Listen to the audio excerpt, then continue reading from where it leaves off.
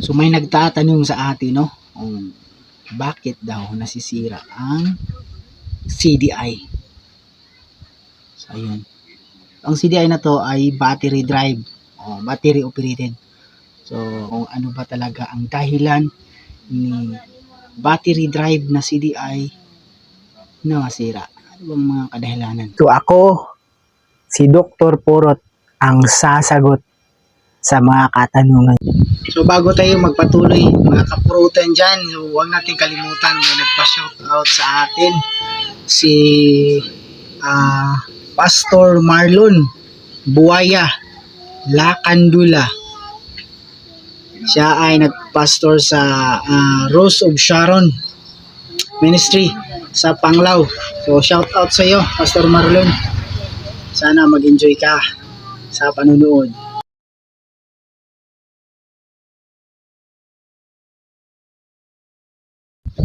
So ito na, simulan na natin.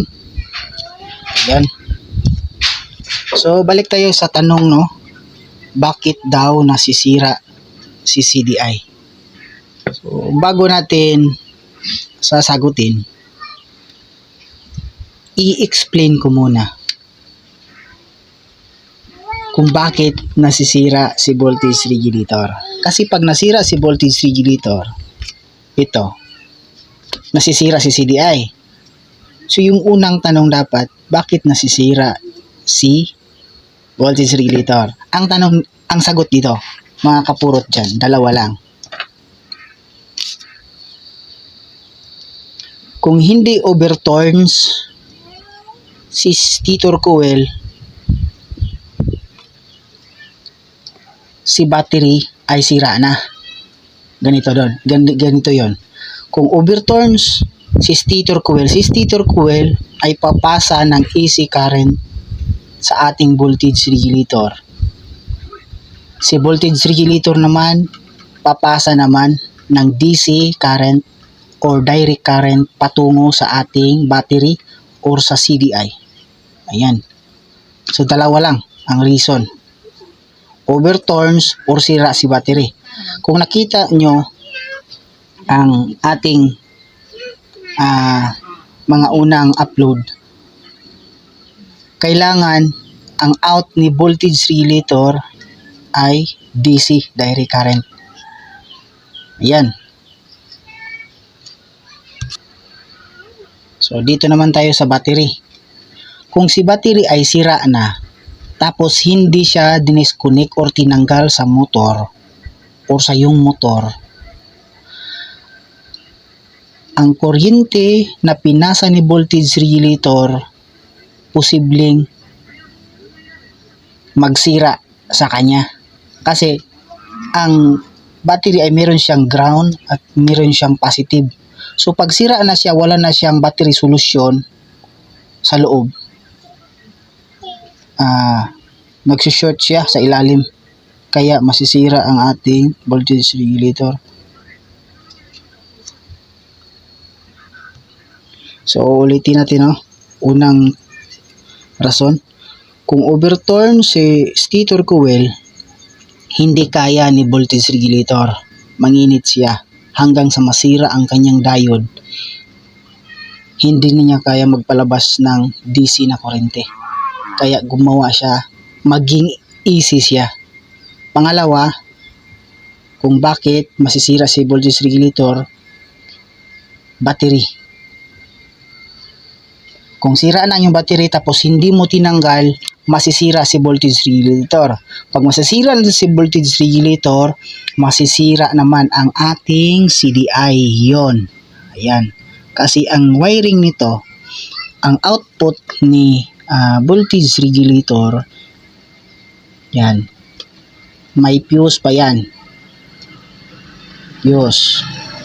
Katapos, punta to sa positive ni battery. Tapos dito, may wire naman dito patungo sa CDI. Ayan. So pag masira ni sa battery, tapos hindi mo tinanggal, yung kadalasan mapuputol yung fuse. Yung iba, para hindi maputol, i-jumper na lang nila. Tapos yung lahat na out ni voltage regulator, AC man or DC, over voltage man or low voltage, dito pupunta kay CDI. Ayan. So halimbawa, si voltage regulator ay nasira. Nag-a-out siya ng over voltage.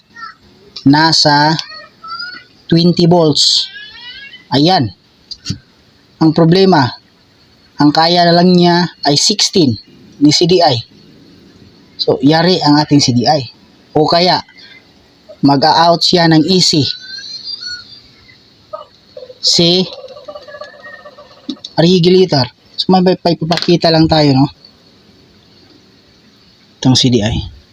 So, kung makikita natin dito, meron 820 UF 35 volts. Ito ay genuine na CDI. Tinanggal ko, binaklas para makita lang natin. So, kung nakita nyo to, ito yung negative sign ni capacitor. Ito naman yung positive sign. Ibig sabihin, DC to, direct current. Pag makita nyo to, ibig sabihin may polarity siya, hindi pwedeng mabaliktad. Kaya yung CDI, hindi pwedeng mabaliktad. Ayan. Kung mag-out si voltage regulator ng AC, ang ating kapasitor ay nakadesign sa DC. Yari ang ating kapasitor, kaya sumabog ang ating CDI. So, actual nating ipapakita, no? May motor tayo dito natin yung trouble. Papakita natin. So, subukan na natin. Unang-una, dito natin ilagay sa DC. Ayan, ilan ang out niyan.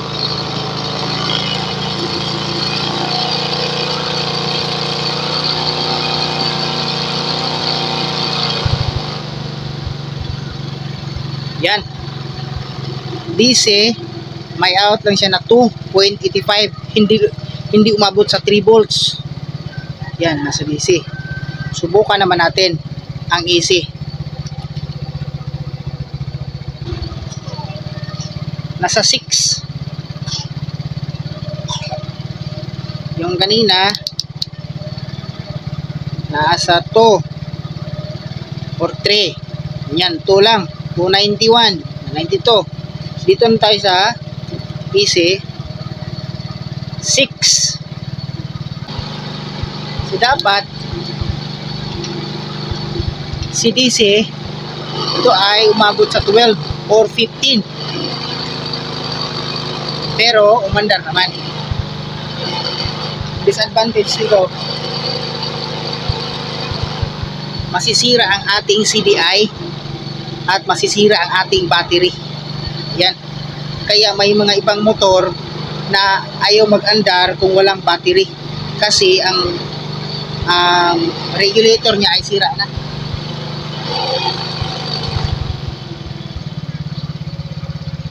Yan.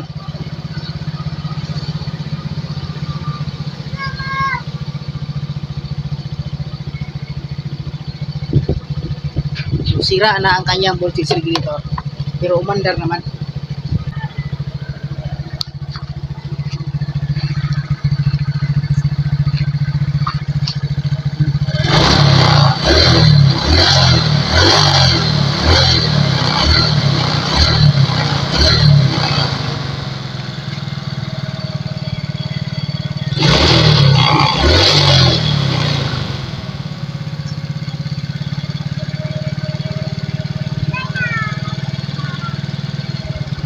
Nasa DC tayo. Tingnan nyo.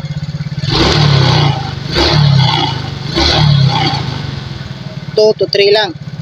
Lipat natin ulit sa EC. 6. Yan. 6.3 or tingnan nyo. So halos kalahati ang diferensya.